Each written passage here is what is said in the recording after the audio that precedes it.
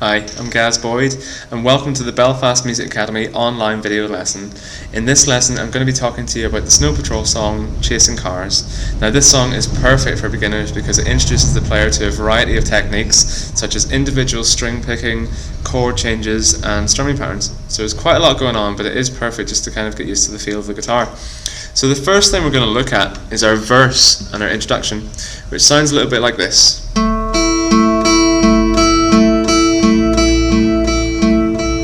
Now what I'm doing there is, for my left hand, I've got my finger on the 2nd fret of our 3rd string.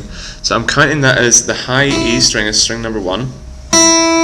Your B string just above that is string number 2. And our 3rd string, our G string, which is the one that we're working on, is string number 3. So this is the one that we want to pick. And with our left hand it's going to be on that G, our 3rd string, 2nd fret, right there. Now our right hand is going to do a down stroke on that string, so we're picking it down towards the ground, and then we're coming back up on our high E string, so we're going to go just like that. You can kind of see it, there you go. And we're going to do that for 8 beats, so I'm going to count it as 1 and 2, 3 and 4 and 5 and 6 and 7 and 8. And then for our next part, this note here where our finger is just going to move down 1 fret to our 1st fret. It stays in the same string and it just moves from here right down to our 1st fret. Now our right hand, again our picking hand, is going to do exactly the same string. So same string, just this one here, and still going with an upstroke on our high E string. So again another 8 beats in this one. So that's 1 and 2 and 3 and 4 and 5 and 6 and 7 and 8. So our 3rd part now, we don't have to actually put our fingers down for our left hand, so we don't have to worry about that just yet. And this time, instead of picking that 3rd string which our finger was originally on, this one here, we're going to move that up to our D string, which is now our 4th string. So we're going to be picking this one, and we're going to still keep coming up with our high E string. So it's going to be 2, 3, 4, 5, 6 and 7 and 8. Now I know at this stage, if you've only just kind of got used to playing the guitar, or if you're just picking it up for the first time, it's going to be quite difficult to pick exactly what string you want to hit, because I know you're kind of looking down and it's very difficult to see what strings are which and which ones you want to pick out.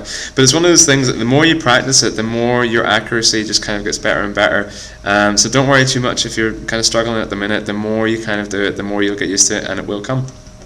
So that's our 3rd part. Now what I'm calling our 4th part is actually exactly the same as our 1st part, with our finger right back where we started, but I'm calling this part 4 because we're basically, if we're doing our verse, we're going to double this part up. So rather than think about it as we're going to do part 1, part 2, part 3 and then part 1 again but for twice as long, and then part 2 and part 3 and then finish off with part 1, it's too much to think about if you're trying to think about all these different things at once, like your left hand and your right hand. So why not just think about it in 4 parts, keep it nice and simple, and that way all you have to do is finish up with part 4, 8 beats, 3, 4, 5, 6, 7, 8, then stay here for part 1, just do the same thing again, just another 8 beats here, part 2, 3, 4, 5, 6, 7, 8, part 3, just down and up with our right hand, to part 4. Again, same as part 1, but we're calling this part 4. So that's our verse. Now I'm just going to move quickly onto our chorus here and talk about some chords. Now the first chord we're going to use is our A, which is one that looks a little bit like that, kind of with 3 fingers all in the 2nd fret, just there. So that's going to be our 1st finger on our 2nd fret of our D string, our 4th string, our middle finger on the 2nd fret again, but this time on our G string, which is our 3rd string from the high E, and our 3rd finger again, 2nd fret, but this time on the B string, so you kind of have them all pressed into that 2nd fret. Now this might be a little bit tricky because your fingers aren't quite used to doing that kind of shape, but I'm using the very, very tips of my fingers, so it's not the flat part, it's the very tips. So you want to make sure that your fingers are pointing towards the neck of the guitar, and it's just the fingertips we're using. Now for our right hand, we're not going to play this low E string for this one, we're just playing from the A string, our 5th string down, so it's,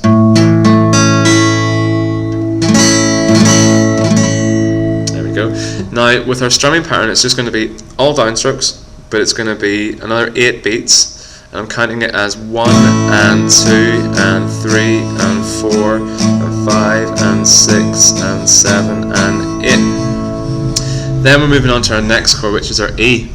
Looks a little bit like this one. So you've got your middle finger, 2nd fret, this time of our A string, which is our 5th string. Our 3rd finger is going to sit in behind it, 2nd fret again, but this time on our D string, just on the next string behind it. And our 1st finger now is going to sit on our 1st fret of our G string, just in there. You can kind of see that. And this time with our right hand, we're going to be playing all 6 of our strings. So you can do, there you go, same strumming pattern as before, same 8 beats, but we're doing sort of almost twice as many strums, and I'll tell you why in a second. So it's going to be 1 and 2 and 3 and 4 and 5 and 6 and 7 and 8.